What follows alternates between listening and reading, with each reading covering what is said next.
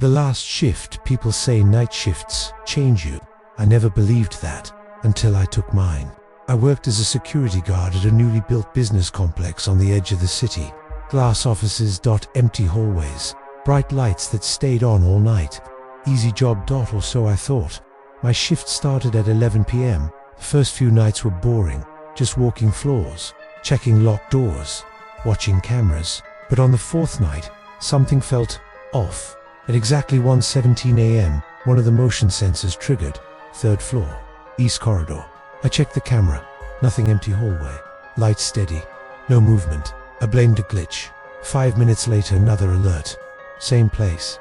This time, I stared harder. Still nothing. That's when I noticed something strange. The camera angle felt wrong, like it had shifted. I zoomed in. The hallway was empty.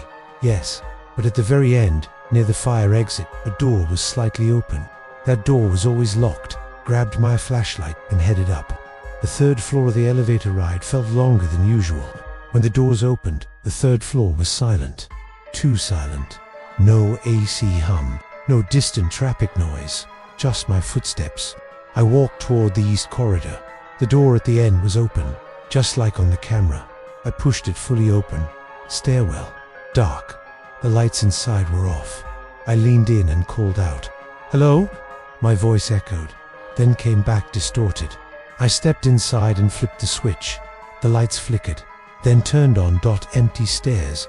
Up, down, nothing. As I turned to leave, I noticed something on the wall. The scratches, dig ones, like someone had dragged their nails across the concrete. I took a photo and backed out. When I returned to the security room, my monitors were glitching, static, flickers, black frames. And then camera 3E came back on the third floor hallway. Except now, someone was standing there. The figure was tall, facing the camera, not moving, no face visible, just standing. I checked the TIME/STAMP. Live feed. My chest tightened.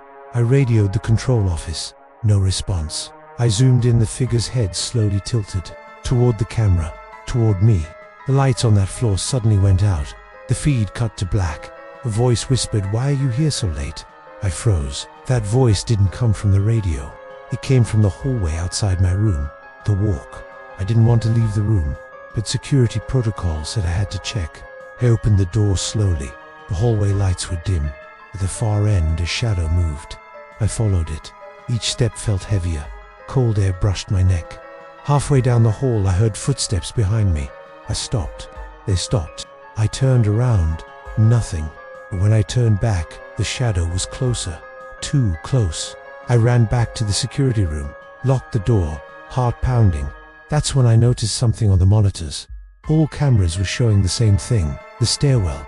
Every angle, every floor, and on every screen the figure was climbing up. Slowly, the truth. At 3:33 a.m., my phone buzzed. A message from an unknown number. "You weren't supposed to see us." Another message. "Check the basement." I shouldn't have gone, but I did. The basement smelled damp and old. Old, for a new building.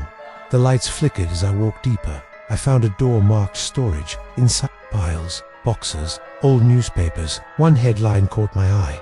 "Security guards found dead after night shift 1999. Different building, same location, same job, same shift time." My blood ran cold. The final line was handwritten on the page. "They always check the third floor." The lights went out. Complete darkness. Breathing filled the room. Not mine. The end. I don't remember how I got out. I woke up in a hospital at sunrise. They said I was found outside the building, crying, repeating one sentence. "They don't leave when the building is finished." The complex was shut down a week later. They say it's empty now, but if you pass by late at night, you'll see the lights on and a figure standing on the third floor, waiting for the next night shift.